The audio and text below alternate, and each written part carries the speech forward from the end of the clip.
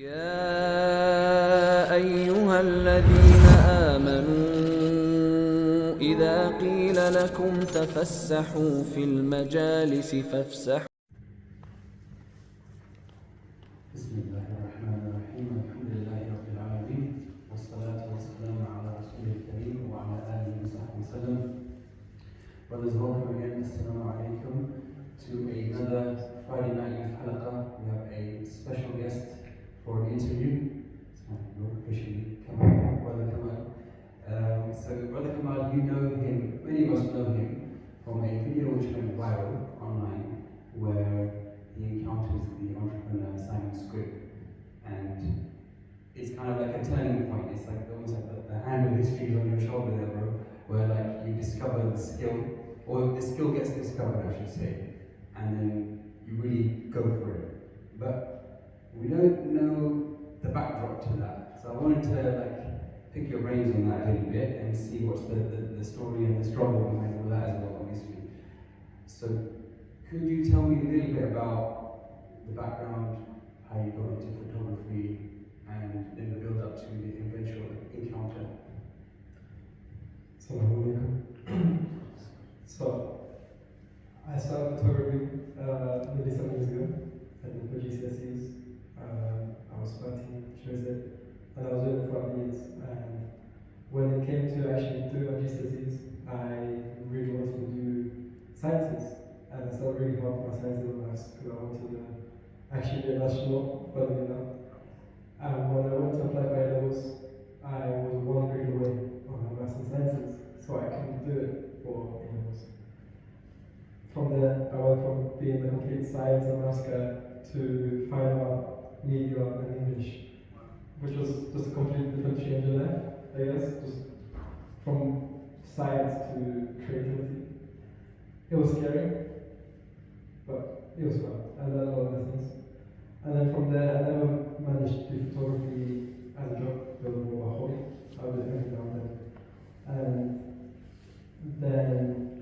When I finished my levels, I went ahead to go to university in Epsom to do fashion photography. It was a foundation year. The only thing is, I did not enjoy it one bit.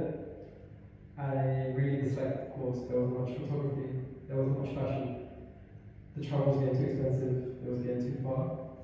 So I withdrew over my first 6 months. So this was 2023 October, and I left last year, 2024 February. And from there I was working in Samsung full time. I worked from January, and in the end of May, I had an opportunity to go abroad to Italy for an internship. It was a fully funded internship for my sixth form, and I was there for 3 months doing photography and image styling. It was a whole different experience. I learned a lot. I learned a lot of skills with myself too, not just photography, but more self-love and more maturity. I learned to look after myself, or it's like completely alone. I went to Italy, no friends, no family, didn't even know the language, and I was terrified. But it took a lot to learn. And when I came back, I actually had goals. I knew what I wanted with life, I knew what I wanted to do in the future, and I stuck with them. So I went back to working at Samsung, and for the next few weeks, I would go out my day off, I would work 5 or 6 days a week at Samsung. On my only days off, I would go out, I would just do some photography. And then I started getting really ill. I was getting chest infections every month, constantly getting sick. And one day I woke up and I was planning to go to work, but I still went. And I got really, really badly sick. And I was considering on either staying to the end or just leaving early. That day I left earlier, and I went downstairs and I saw Simon standing at the coffee shop next street in White City. And I recognized him. I wasn't too sure if it was him, but I recognized him. And I had a thing where I would go up to people with cameras who are photographers and videographers, and I would offer to work with them for free to build my portfolio experience. So I went to people from his camera team on the side, and as usual, I offered them my service, looking for work to build my portfolio connections. And they told me, go speak to that guy over there, he'll make your dreams come true. And I was like, wow, is that the guy from TikTok? They said, yeah. So from there, I went and approached him, and that's the whole day from there. It shocked me, I was confused, I wasn't prepared for him to ask me that what's your dream? But it happened from there.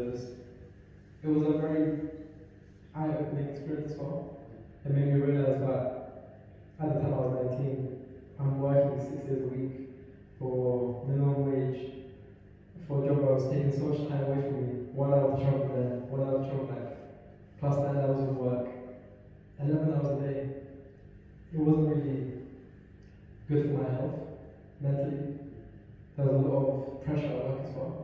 And I realized that it's not what I want to do for the rest of my life. And if I keep waiting to do what I want to do, then I'm not going to do it. So after another month of working at Samsung, I decided to just give in my resignation and take a big leap.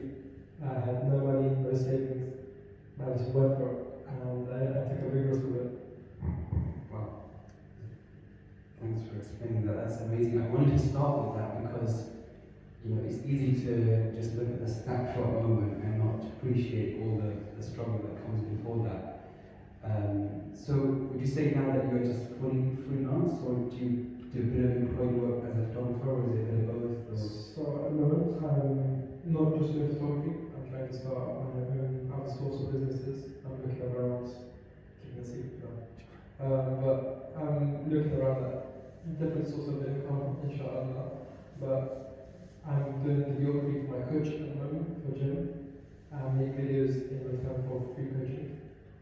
And this will help me hopefully build more clients as well, involved with the gym community, where I can make videos for other coaches, do some photography for people. And I'm still going out to, let's say, Central London, Brick Lane, in Shoreditch, Whitechapel, and doing photography. I have these glasses that I record from the camera, and I approach people, I make a video of that, and I put it onto Instagram. It's a bit tough at the moment to do it. I kept getting sick. I was really sick the whole month last month as well. But when now that I plan to start doing it again next week, hopefully. It was a bit hard to start approaching people at first, but you kind of ease into it and you just realize that nobody actually cares. You can just do it, and even if somebody rejects it, they're not going to remember it, they're not going to judge you. Just move forward to the next 100 people, and that's it.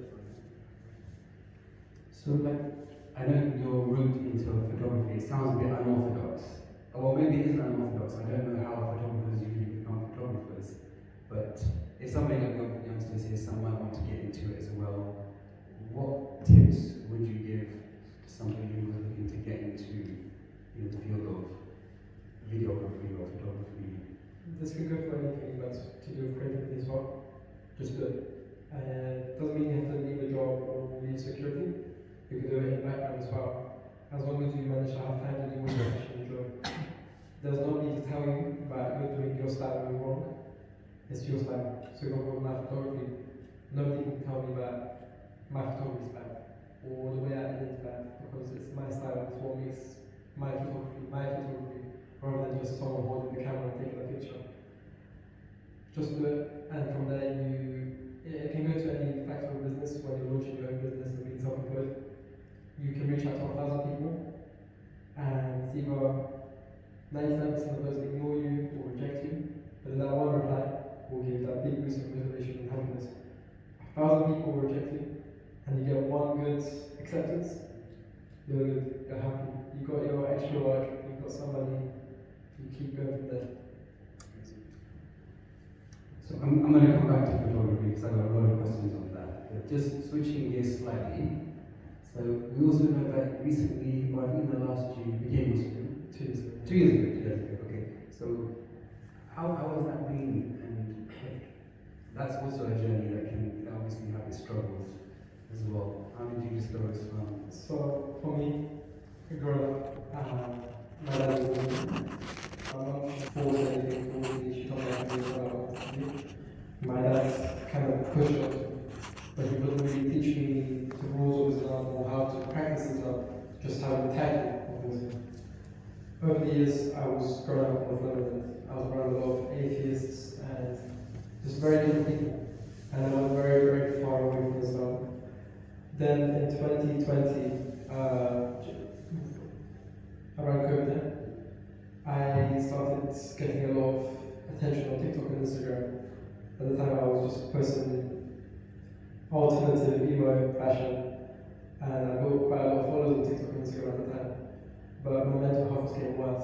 I lost a lot of self-esteem. I got really, really badly depressed. And that led to very bad stuff of abuse. And when I got to sixth form, I had no friends.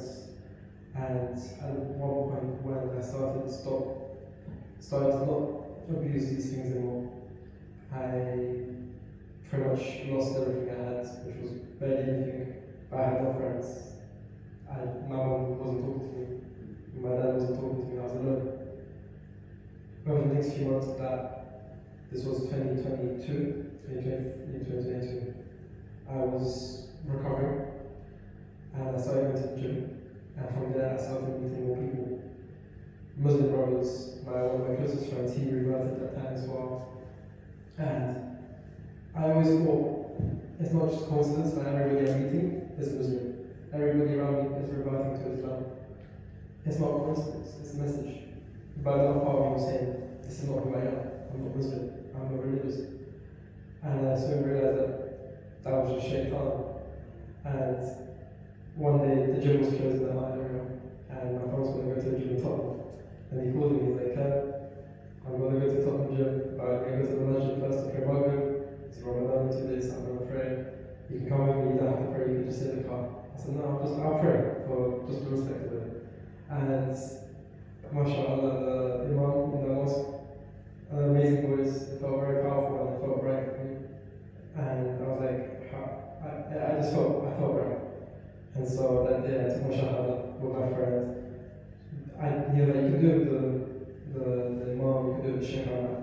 Bro, I just want to become Muslim. I don't care with who, I just want to become Muslim. So then we just did my shahada right after Maghrib. And it was Ramadan, literally the next day. And from then my whole life just changed. I was fasting straight away, I was praying 5 times a day. It wasn't easy, it's not like I knew everything straight away. I reverted the day before, and all of a sudden I'm like a fully devout Muslim, a little confused with my own too. And I was still learning the principles. I was watching a video of a guy praying, just following along, and I realized I wasn't learning much. So I started reading myself in transliteration to learn surahs and how to pray properly. And that took a while. And just over the next few months, I was always volunteering at the mosques. I was volunteering for Eid prayers and stuff. It was just a big journey with it. It went from a very, very low part of my life where I had nothing to having a community around me and being able to look after myself better. And it was, That is really nice to hear, because I often hear with people who revert to Islam, they feel a bit isolated, or they feel like they haven't got support structure around them. But it sounds like you've got a solid community around you. And you're from Edmonton, right? So I know you've got the, is it Edmonton Islamic Centre? Yeah, so is that your local masjid? I go to the Rumi Mosque usually, so it's a Turkish one, but literally down the road is Islamic Centre. It's not too far apart. I go there sometimes as well. You are part Turkish, or I understand? My dad's Turkish, so yeah. Okay, that's awesome. So, so your dad must be happy then? He was surprised, because at the time when I was very away from religion, we used to always have debates and arguments. And there were times where I was a bit disrespectful, and I see that now, and I'm a bit ashamed. I am very ashamed of that. That's not who I am anymore. So he was shocked, and he was very happy with me. It was like one of the first times that I'm proud of you. I was happy to hear that. But in the end, I realized that I'm not doing it for other people, I'm not doing it for my dad, not for my mom, not for people around me. It's for me. It's my relationship with me and Allah. I was guided to it, and I felt no pressure to revert to the social. So switching back to photography now, but actually this is kind of both really, Islam and photography. But I'll squeeze this one in there. AI is artificial intelligence. Is this like helping your career, or is this hurting your career? Like, because obviously people are just making just all kinds of deep fakes and all sorts right now, and then you're going out there doing a hard graft. So what's going on there? I think it is amazing. It can help me a lot with my photography. I have this software called Capture One. You can literally put reference photos from style that you like, and a click, it gives you the same style. It helps a lot with everything, saves so much time. Yeah, there's deepfakes out there, there's AI tools out there. Nobody knows how to use them. Unless you really look into it and specialize, nobody's using it. You can capture an AI image of someone wearing glasses. When I was in Italy, there were advertisements everywhere of an AI image of skincare and glasses, and that was confusing. How are you showing an AI cartoon of skincare? It doesn't really make sense. It doesn't feel so real. It doesn't make sense. I don't think, at the moment, at least, it will be able to compete with taking over photography and photography jobs. I think, at the moment, it's still quite easy to realize when it's photography AI, and especially with like speech and videography. So when it comes to videography for, let's say, my coach, if an AI was to do it, it wouldn't feel so natural. It wouldn't feel so real. It would be a bit odd. Is there that worry about in the future? It will definitely be taken over, for sure. Am I too worried? There's nothing much to worry about, really. I guess you could still put like your own sort of human touch to how you use the AI, I guess. Yeah. So where I was going to go with, obviously, the link between Islam and photography, and we're not just bringing this up for the sake of being political, but I think which has been happening, it's unavoidable in the past 15 months, of course, is what's happening in Gaza, the genocide and everything. And a big part of shaping public opinion has just been the visual side of it. Like, you cannot avoid the photos, the videos, or just the horrors that are coming out from there. So when Brother Faz mentioned that you relatively recently became Muslim, I was wondering if that had been part of it, because being a photographer and the work of the photographic journalists on the ground in Gaza has been so inspiring in revealing the truth of the situation. So I guess where I'm going with this is, as a photographer, what has been your reflections on that and takeaways? And do you ever feel like you might go down the journalistic sort of photography route? It's kind of funny after that, because when I first started doing GCSE photography, obviously I was like 13, 14, I always thought, oh, this or that will work.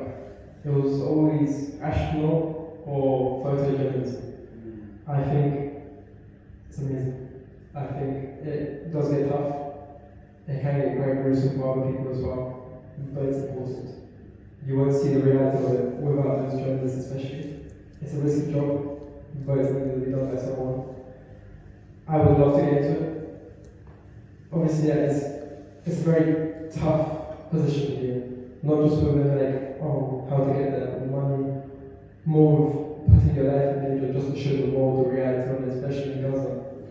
And I remember when it was 2023, December, I started working in Lush temporarily on Oxford Street, just outside the Oxford Street. There was like the protests at the time, the riots, just marches going on for hours at the time. And at the time, I really wish I had my camera just to photograph it. And all those pictures of people covering their faces, all the protests, but still so peaceful. I think it was a strong message to show that we're not, especially the Muslim community, we're not looking for war or revenge, just peace. And within that photography as well, showing the reality of it, especially how media is now, they hide the truth. They show how Israel is regaining their land, let's say. Meanwhile, Palestinians in Gaza, they're terrorists, all of them, the babies, the children, all of them are terrorists. I think it's disgusting. And being able to show, especially with media like TikTok, Instagram, where you can post whatever you want, no matter what. It shows people the reality. And it really changed a lot of people's opinions on it when they saw what it's really like, when it gets away from propaganda to actually seeing the images of what's going on. Yeah, that is social media for you right there. For all the bad things that are on social media, that has been something which is a large part of this conflict or war. It's been fought on in media, and you cannot control the photography and comes out of there. Other than, I think you're kind of hinting at it now that they've tried shadow banning and all that stuff. But thank you for your thoughts on that. I do have some more questions, but I did want to open the floor to questions as well. If anybody had any questions on anything related to what we discussed. Would you say that? Would you say that photography or like taking pictures of people would be haram?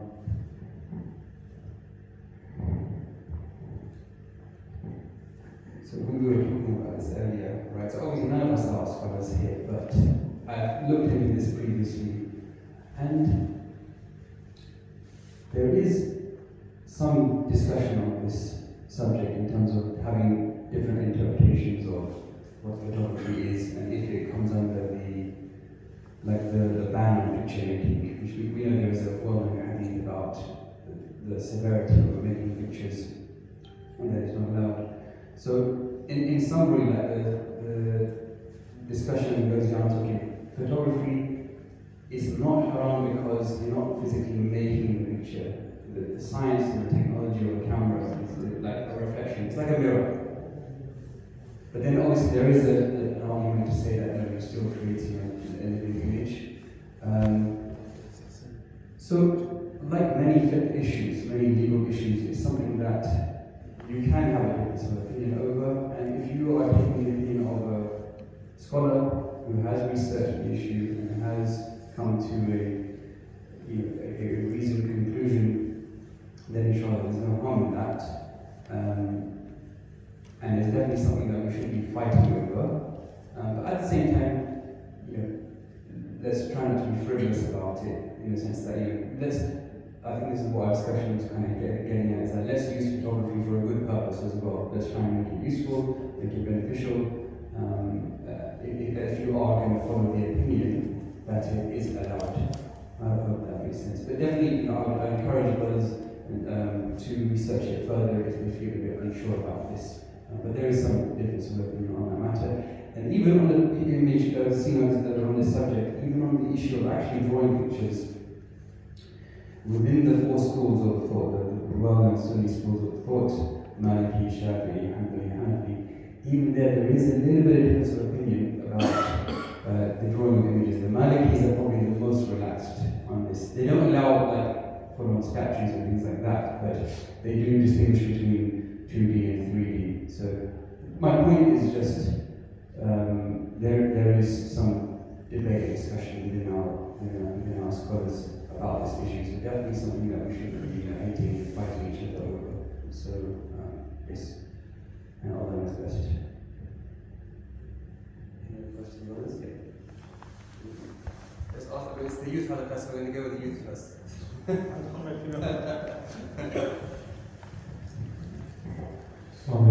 Where did your passion for photography first come from? Like, were you always fascinated by taking, flicks and images since you were younger, or did it just sort of come to you naturally?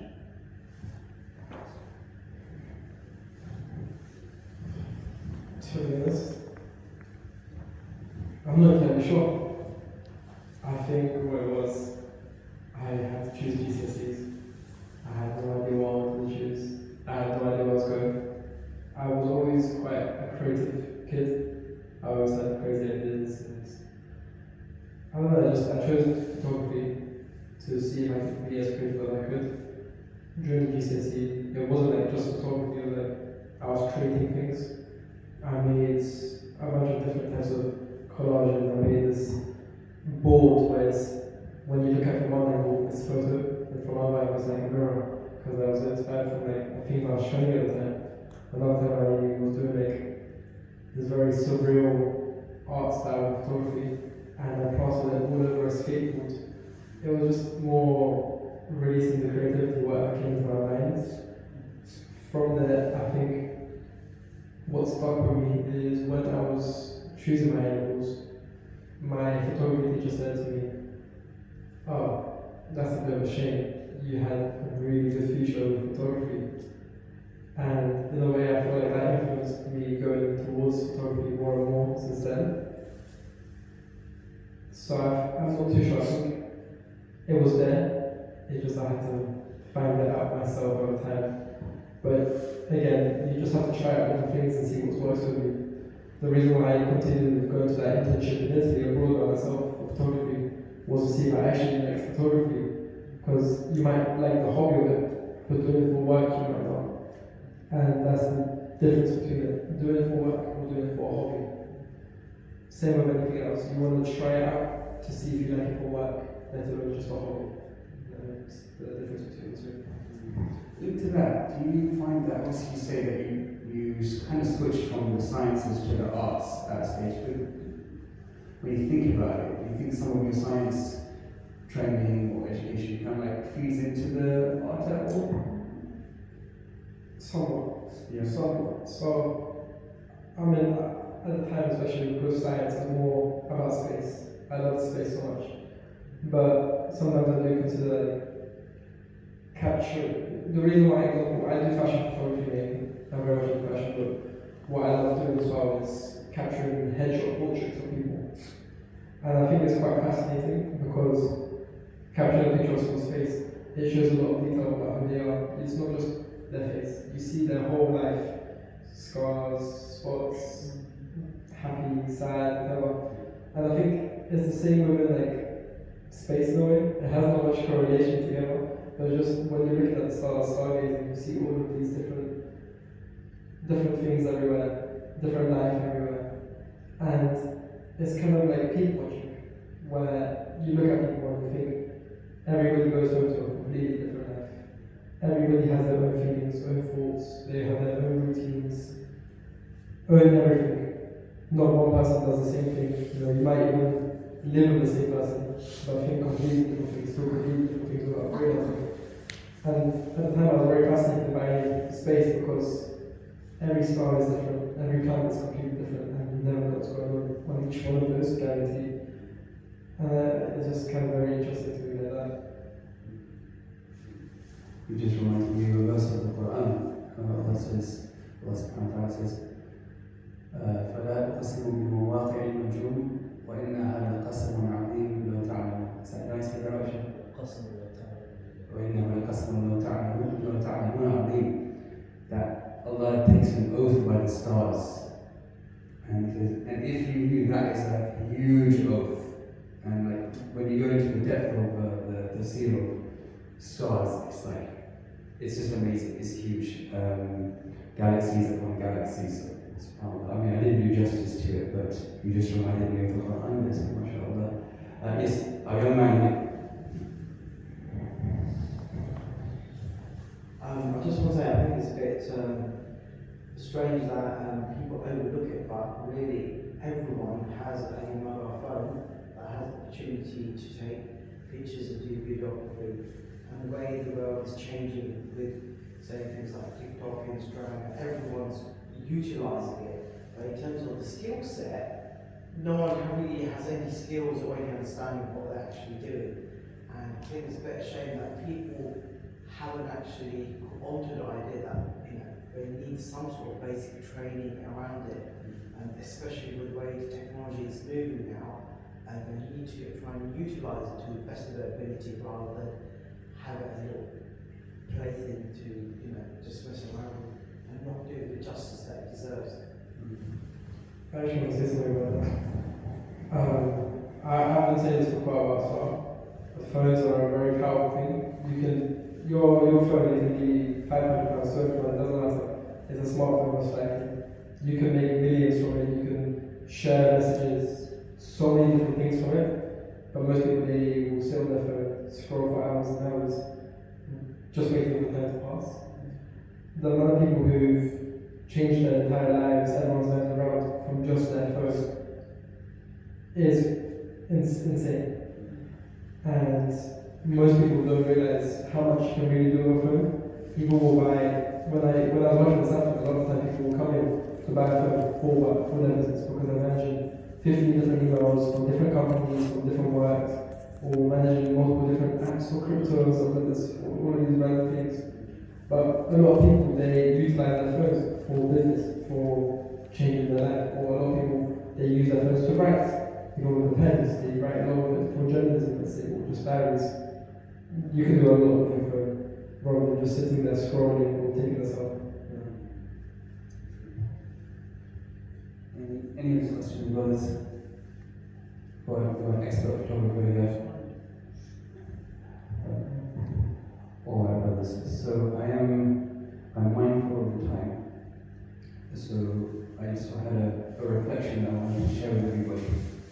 And that is that Allah subhanahu wa ta'ala blesses everybody with special qualities, special skills. Each and every one of you has got something or a number of things that is unique to you and a special gift.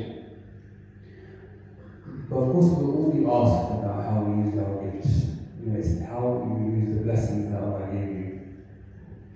And one of the best ways to give thanks for a gift is to use it for the sake of Allah. Whether it's your physical talents or your intellectual skills, to use it in the path of Allah, that is one way of giving thanks.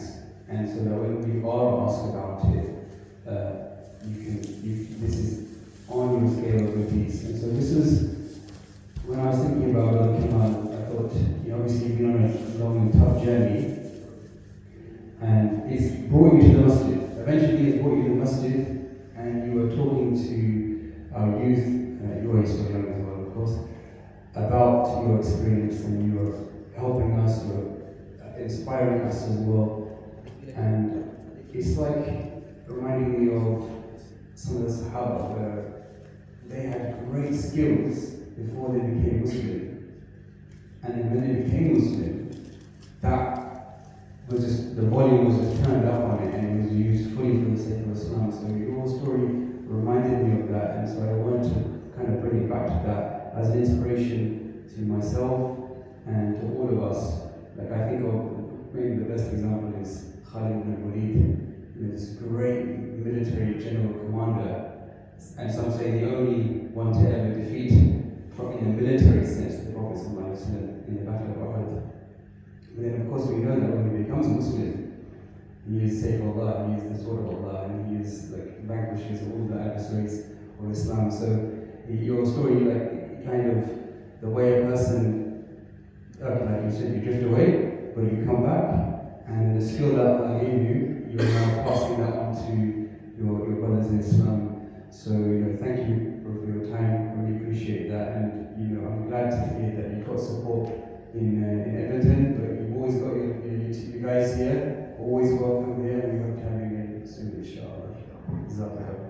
سبحانك اللهم وبحمدك أشهد أن لا إله إلا أنت أستغفرك وأتوب إليك. If I could get some help with layout pizza.